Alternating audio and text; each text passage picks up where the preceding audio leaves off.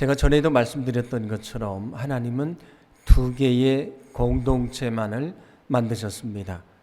구약에서는 아담이 홀로 있는 것을 보고 마음이 좋지 않으셔서 그를 돕는 배필인 하와를 만드시고 둘을 결혼하게 하셔서 한 가정을 이루게 하셨다고 말씀해 주고 있습니다. 하나님은 가정을 세우셨습니다. 신약에서는 예수님이 부활하시고 승천하신 다음에 성도들에게 성령을 부어주시고요, 그들을 통해서 교회를 세워주셨습니다. 이처럼 가정과 교회는 하나님이 세우신 공동체라는 것을 기억하시기를 바랍니다. 제가 이 가정은 하나님이 세우신 공동체라고 말씀을 드렸는데, 하나님이 세우셨기 때문에 하나님이 기대하시는 것이 있고요, 하나님이 세우셨기 때문에 하나님이 예비하신 축복이 있습니다.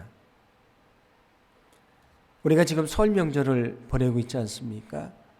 그런데 코로나19로 인해서 거리두기를 하다 보니까 이 가족들도 5명 이상 모이지 말아라, 그렇게 얘기를 해서 우리 부모님도 자유롭게 찾아뵐 수 없는 좀 우울한 그런 명절을 우리가 보내고 있습니다. 이런 시대에 우리가 명절을 맞이해서 우리 가정을 위해서 우리가 더 간절히 기도해야 될 제목이 있다는 생각을 좀 갖게 됐습니다. 그래서 오늘은 축복받는 가정을 위한 3가지 기도를 생각하면서 은혜를 좀 나눠 보려고 합니다. 오늘 시편 128편 말씀을 봉독해 드렸는데 2절은 이렇게 말씀합니다. 우리 2절 말씀을 같이 봉독합니다. 내가 내 손이 수고한 대로 먹을 것이라. 내가 복되고 형통하리로다. 아멘. 내가 내 손이 수고한 대로 먹을 것이라고 말씀을 하는데, 우리 손이 수고한 대로 먹는다고 하는 것은 우리가 생각하면 너무 당연한 것 같지 않습니까? 아주 평범한 것 같습니다. 그런데 사실은 그렇지 않습니다. 그 당시에는 이민족들의 침입이 많은 시대였는데, 아무리 농사를 잘 졌어도요, 추수기에 이민족이 쳐들어와서 약탈을 하면 그 양식을 다 빼앗길 수밖에 없는 그런 시대였습니다. 성경에 보면 메뚜기 재앙이 나오는데, 메뚜기 때가 한번 지나가게 되면 그 곡식들은 뿌리만 남겨놓고 다 없어지게 됩니다. 아무리 농사를 잘 졌어도요, 가뭄이 찾아오거나 또는 강풍이 불면 열매를 얻을 수가 없는 것이지 않습니까? 그러므로 우리가 손이 수고한 대로 열매를 얻는다는 것은 평범한 것이 아니라는 말씀입니다. 우리가 지금 코로나19로 인해서 어려운 시기를 보내지 않습니까? 특히 자영업자들이 많이 어렵다고 얘기를 합니다. 그들이 게으르게 살아가는가? 그렇지 않습니다. 이른 새벽부터 정말 열심히 밤늦게까지 일하지 않습니까? 그런데 지금 우리의 상황은 우리에게 뭘 경험하게 합니까? 우리가 아무리 우리의 손으로 수고하고 애를 써도 그 손의 수고대로 열매를 얻을 수 없음을 경험하게 하고 있습니다. 소망하기는 속히 이 코로나19 상황이 끝나고요, 오늘 말씀처럼 우리의 손이 수고한 대로 열매를 얻는 그런 귀한 축복이 있기를 간절히 소망합니다. 그러므로 우리의 손이 수고한 대로 열매를 얻는다는 것은 평범한 것이 아니고요, 이건 하나님의 놀라운 축복입니다. 오늘 성경이 이어서 뭐라고 말씀하냐면 그가 복되고 형통할 것이라고 말씀을 합니다. 그가 하나님의 복을 얻게 될 것이다. 그리고 그의 모든 일이 잘 될 것이다 약속을 하십니다. 자, 그러면 이런 복을 누구에게 주시는가? 내 손이 수고한 대로 열매를 얻고요, 내가 복되고 형통할 것이라고 말씀드렸는데, 이런 복을 누가 얻게 될 것인가? 오늘 1절 말씀인데 1절 말씀을 우리 같이 봉독합니다. 여호와를 경외하며 그의 길을 걷는 자마다 복이 있도다. 아멘. 먼저 뭐라고 말씀하냐면 여호와를 경외하는 자가 이런 복을 얻는다 말씀을 하지 않습니까? 우리가 하나님을 경외한다는 말을 많이 쓰는데 경외한다는 것이 어떤 의미인가? 히브리어로는 야레라고 하는 단어인데요. 이것은 지극히 존경한다, 두려워한다, 그런 뜻을 가지고 있습니다. 우리가 지금 예배를 하고 있습니다. 하나님에게 지극히 존경한다는 것을 표현하는 예배를 드리고 있고요. 영광을 올려드리고 있지 않습니까? 이런 것처럼 지극히 존경한다는 것이 경외한다는 것입니다. 그런데 하나님은 세상을 구원하기만 하시는 분이 아니고 세상을 심판하시는 분이십니다. 나를 심판하시는 분이신데 나를 저 천국에 가게 하실 수도 있고요. 저 지옥에 떨어지게 할 수도 있는 분이십니다. 하나님이 얼마나 두렵습니까? 그래서 우리가 하나님을 두려워하면서 죄악을 멀리하고 거룩하게 살려고 애를 쓰지 않습니까? 그래서 경외한다는 것은 또 어떤 의미가 있냐면 그 하나님을 두려워한다는 의미를 가지고 있습니다. 하나님을 경외한다는 것은 무엇인가? 하나님을 지극히 존경하며 그리고 하나님을 두려워한다는 그런 뜻입니다. 누가 하나님의 복을 얻게 될 것인가? 하나님을 경외하는 자가 복을 얻는다고 말씀을 합니다. 소망하기는 저와 여러분이 하나님을 경외하는 믿음을 갖게 되기를 간절히 원합니다. 그래서 주님이 예비하신 놀라운 복을 누릴 수 있는 귀한 축복이 있게 되기를 간절히 소망합니다. 이사야 66장 2절을 보시면 이렇게 말씀을 하는데 우리 같이 봉독합니다. 주님의 말씀이시다.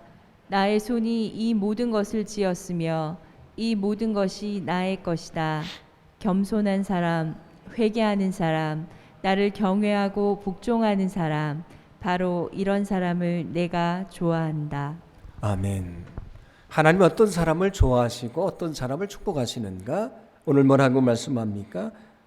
겸손한 사람, 회개하는 사람, 하나님을 경외하는 사람, 하나님의 말씀에 순종하는 자를 축복하신다고 말씀해 주고 있습니다. 이처럼 하나님은 하나님을 경외하는 자를 기억하시고 그를 축복하신다는 사실을 믿으시기를 바랍니다. 우리 가정을 위해서 드려야 될 첫 번째 기도 제목이 있습니다. 그것은 하나님을 경외하는 가정이 되게 하소서, 그런 기도입니다. 소망하기는 우리 모두의 가정이 하나님을 경외하는 가정이 되기를 간절히 소망합니다. 오늘 말씀이 경외하는 자에게 복을 주신다고 약속하셨는데 이런 놀라운 복이 저와 여러분의 가정 속에 넘치게 될 줄로 믿습니다. 잠언 14장 26절 27절도 이렇게 말씀하는데 우리 같이 봉독합니다.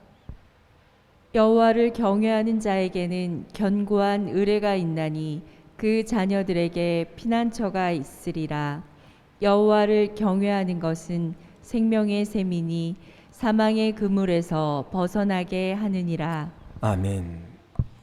하나님을 경외하는 자에게 굳건한 믿음을 줄 것이다 말씀을 하고요. 그를 통해서 그의 자녀들도 하나님을 의지하는 자가 될 것이다 약속을 하십니다. 여기 생명의 샘물이 솟아나는 것처럼 우리에게 끊임없이 힘과 능력을 주신다고 약속해 주고 계십니다. 인생을 살다 보면 사망의 그물 같은 우리가 위기 속에 처할 때가 있는데 그때 너희를 건져줄 것이다 약속해 주고 있습니다. 누구에게 이런 축복을 주신다고 말씀합니까? 하나님을 경외하는 자에게 그 가정에 주신다고 약속해 주고 있습니다. 소망하기는 우리 모두의 가정이 이처럼 하나님을 경외하고 하나님을 믿음으로 섬기는 거룩한 믿음의 가정이 되기를 간절히 소망합니다. 그때 오늘 성경이 약속하신 놀라운 축복이 우리의 삶 속에, 우리 가정 속에 넘치게 될 줄로 믿습니다. 오늘 1절 말씀을 다시 봉독합니다. 1절 말씀 같이 봉독합니다. 여호와를 경외하며 그의 길을 걷는 자마다 복이 있도다. 아멘. 두 번째로 어떤 사람을 축복하시는가? 오늘 성경은 뭐라고 말씀합니까? 그의 길을 걷는 자를 축복하신다고 말씀을 합니다. 어떤 말씀이겠습니까? 하나님의 말씀을 듣고요. 거기서 하나님의 뜻을 깨닫고 말씀에 순종하는 자를 축복하신다는 약속의 말씀입니다. 우리가 세상을 살면서 많은 것을 선택을 하게 됩니다. 하루를 살면서도 얼마나 많은 선택의 시간이 우리에게 주어집니까? 그때 우리가 무엇을 기준으로 선택을 해야 되겠습니까? 나의 감정이나 내 생각이 아니고요. 우리 주님의 뜻대로 선택하고 믿음으로 순종해야 될 줄로 믿습니다. 누가 주의 복을 얻을 수가 있는가? 날마다 성령을 통해 주시는 하나님의 말씀을 듣고요. 그 말씀 가운데 주님의 뜻을 깨닫고요. 그 뜻에 순종하는 건 힘들고 어렵지만 인내하며 믿음으로 갈 때에 하나님이 그를 기억하시고 축복하신다고 말씀해 주고 있습니다. 그러므로 소망하기는 오늘 말씀처럼 날마다 우리가 주님의 말씀을 듣고요. 그 주님의 뜻을 깨닫고 끝까지 인내하며 순종하는 자가 되기를 간절히 소망합니다. 그게 바로 축복의 길이 된다고 말씀해 주고 있습니다. 하나님이 이스라엘 백성들에게 축복의 길을 약속해 주셨는데 이렇게 말씀합니다. 신명기 10장 12절 13절 말씀입니다. 같이 봉독합니다. 이스라엘아, 내 하나님 여호와께서 내게 요구하시는 것이 무엇이냐? 곧 내 하나님 여호와를 경외하여 그의 모든 도를 행하고 그를 사랑하며 마음을 다하고 뜻을 다하여 내 하나님 여호와를 섬기고 내가 오늘 내 행복을 위하여 내게 명하는 여호와의 명령과 규례를 지킬 것이 아니냐. 아멘. 하나님의 요구는 분명합니다. 너의 행복을 위해서 내가 너에게 요구하는 것이 이것이라고 말씀하지 않습니까? 하나님을 경외하고 그 계명을 지키며 사랑하고 하나님을 섬기며 살아가라. 내가 그를 잊지 않을 것이다. 내가 그를 기억할 것이다. 그를 축복할 것이다. 약속해 주고 있습니다. 잠언 22장 6절 말씀도 이렇게 말씀하는데 함께 봉독합니다. 마땅히 행할 길을 아이에게 가르치라. 그리하면 늙어도 그것을 떠나지 아니하리라. 아멘. 자녀들에게 하나님의 뜻을 깨닫고요. 순종하는 길을 가르쳐라. 그러면 그 자녀들이 그 하나님의 뜻에서 일평생 벗어나지 않게 될 것이다. 그리고 오늘 말씀처럼 그들에게 놀라운 주의 축복이 있을 것이다. 약속해 주고 있습니다.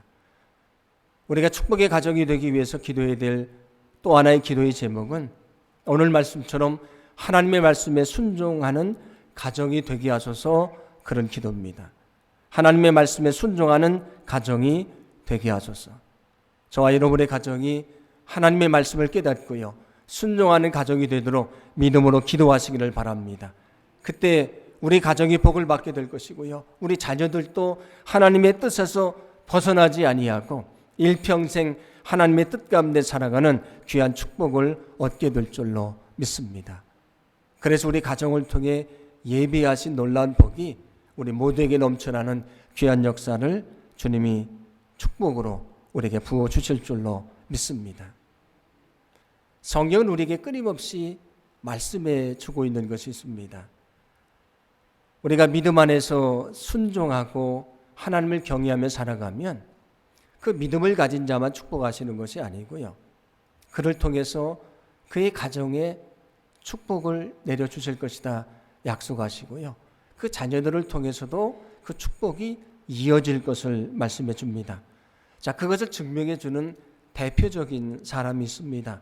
우리가 잘 알고 있는 아브라함이라고 하는 사람인데 성령은 그에게 이런 약속을 들려주십니다. 창세기 12장 1절과 2절 말씀입니다. 같이 봉독합니다. 주님께서 아브라함에게 말씀하셨다. 너는 내가 살고 있는 땅과 내가 난 곳과 너의 아버지의 집을 떠나서 내가 보여주는 땅으로 가거라. 내가 너로 큰 민족이 되게 하고 너에게 복을 주어서 내가 크게 이름을 떨치게 하겠다. 너는 복의 근원이 될 것이다. 아멘. 내가 내 말을 듣고 순종하면 내가 복을 줄 것인데 너는 복의 근원이 될 것이다 말씀을 합니다. 근원이라는 게 어떤 것의 시작이지 않습니까?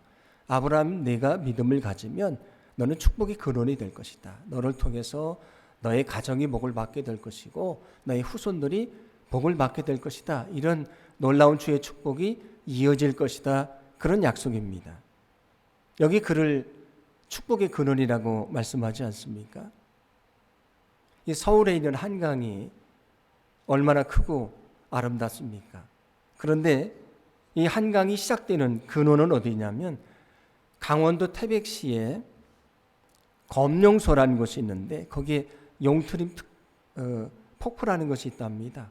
거기서 물줄기가 흘러나오는데 그게 흐르고 흘러서 이런 한강이라는 큰 강을 이루게 된다는 것입니다. 아브라함에게 믿음이 생겼습니다. 그리고 그의 믿음을 통해 그의 가정이 믿음의 가정이 됐습니다. 그리고 그 믿음의 가정을 통해 후손들이 하나님을 섬기는 믿음의 자녀들이 됐습니다. 아브라함에게 시작된 작은 그 축복의 물줄기가요, 나중에 후손들을 통해서 큰 물줄기가 됐다고 하는 말씀이지 않습니까? 큰 강물이 됐다, 그런 말씀입니다. 하나님은 믿음을 가진 자를 기억하시고 그의 가정을 축복하시고 그의 후손들을 축복하신다는 사실을 믿으시기를 바랍니다. 저와 여러분의 가정이 그런 믿음의 가정이요 또 축복의 가정이 되기를 간절히 소망합니다. 시편 112편 1절부터 3절 말씀 보시면 이렇게 말씀하는데 같이 봉독합니다. 할렐루야. 여호와를 경외하며 그의 계명을 크게 즐거워하는 자는 복이 있도다. 그의 후손이 땅에서 강성하며 정직한 자들의 후손에게 복이 있으리로다. 부와 재물이 그의 집에 있으며 그의 공의가 영구히 서 있으리로다. 아멘. 하나님을 잘 섬기는 믿음 안에 살아가면, 하나님을 경외하면 그에게만 복을 주시는 것이 아니고 그의 가정에 복을 줄 것이다. 그의 가정을 풍성케 할 것이다 말씀해 주면서 그의 후손들도 복을 얻게 될 것이다 약속해 주고 있습니다. 이처럼 우리가 믿음 안에 살아갈 때에 우리의 믿음을 통해서 우리 가정에 복을 주시고 우리 자녀들에게 복을 내려 주실 줄로 믿습니다. 오늘 성경도 믿음의 가정을 세울 때 이런 복을 주신다고 약속해 주시는데 오늘 3절 말씀을 같이 봉독합니다. 내 집 안방에 있는 내 아내는 결실한 포도나무 같으며 내 식탁에 둘러앉은 자식들은 어린 감람나무 같으리로다. 아멘. 내 아내는 결실한 포도나무 같을 것이다 말씀을 하는데 여기 결실한 포도나무는 축복을 의미하는 말씀입니다. 그 아내를 통해서 그 가정이 복을 받게 될 것이다 그런 말씀이거든요. 하나님이 그 가정에 신실한 믿음을 가진 아내요 어머니를 세워줄 것이다. 그를 통해 그 가정이 믿음의 가정이 될 것이다. 그리고 그 가정이 복을 얻게 될 것이다. 그런 약속의 말씀입니다. 전에 어떤 통계를 봤더니 우리 자녀들에게 가장 큰 신앙에 영향력을 주는 사람은 아버지도 아니고요, 교회학교 선생님도 아니고 어머니라고 하는 통계가 있었습니다. 어머니에게 가장 큰 신앙적인 영향을 받았다. 그런데 그 가정에 아주 신실한 믿음을 가진 아내요 어머니가 세워진다. 얼마나 축복된 것입니까? 그를 통해서 그 가정이 믿음의 가정이 될 것이고요, 그 자녀들이 믿음을 배우게 될 것이고요, 그 가정이 복을 받고 자손들이 복을 받는 놀라운 축복의 전통이, 신앙의 전통이 그 가정을 통해서 이어지게 될 줄로 믿습니다. 이어서 뭐라고 말씀합니까? 어린 자녀는 감람나무 같을 것이다. 이 감람나무는 우리가 잘 알고 있는 올리브 나무를 말합니다. 올리브 나무의 열매는 기름이 풍부하지 않습니까? 그리고 그 나무는 좋은 목재로 사용이 되고요, 잎이 풍성하고 열매가 많기 때문에 성경에서는 축복을 상징하는 그런 나무로 말씀을 하고 있습니다. 어린 감람나무가 성장을 해서 열매를 넣는 큰 나무가 되지 않습니까? 그 자녀들을 통해서 나무가 성장해서 열매를 얻는 것처럼 하나님의 놀라운 축복이 이어지게 될 것이다. 성취되게 될 것이다. 그런 약속의 말씀입니다. 우리가 우리 가정을 위해 드려야 될 또 하나의 기도가 있습니다. 우리 가정을 통해 믿음의 전통이 이어지게 하소서, 축복의 전통이 이어지게 하소서, 우리 가정이 축복의 통로가 되게 하소서, 그런 기도입니다. 우리 가정이 축복의 통로가 되게 하소서, 그렇게 믿음으로 기도하기를 간절히 소망합니다. 근데 우리 가정이 믿음의 가정이 될 것이고요, 믿음의 전통이 이어지게 될 것이고, 그리고 축복의 전통도 이어지게 될 줄로 믿습니다. 간절히 소망하기는 우리 영등포 제1교회에 속한 모든 가정들이 믿음 안에 든든히 서는 믿음의 가정이 되기를 간절히 원합니다. 그 가정을 주님이 기뻐하시고요, 자녀들이 그 믿음을 이어받게 하시고 놀라운 주의 축복이 자녀들과 후손들을 통해 이어지는 거룩한 역사가 있게 될 줄로 믿습니다. 앞에서 하나님이 가정을 세우셨으니까 기대하시고 예배하시는 축복이 있다, 그렇게 말씀을 드렸습니다. 우리의 모든 가정이 하나님의 말씀에 순종하는 가정, 하나님을 경외하는 가정, 믿음 안에 든든히 세워지는 그런 가정이 되기를 간절히 소망합니다. 주님께서 우리 가정을 축복하시고 우리 후손들에게 믿음의 가문을 이어가게 하시고 영원토록 우리 후손들의 복을 받는 거룩한 축복이 있게 될 줄로 믿습니다. 우리가 지금 명절 기간을 보내고 있는데 이 기간 동안 우리가 가정을 통해 하나님이 기대하시는 하나님의 뜻을 깨닫고 우리 가정을 내 믿음으로 기도하기를 원합니다. 그때 우리 가정이 믿음 안에 세워지고요, 자녀들이 하나님을 잘 섬기는 믿음의 자녀들이 될 것이고 그들을 통해서 놀라운 주의 축복이 넘치게 될 줄로 믿습니다.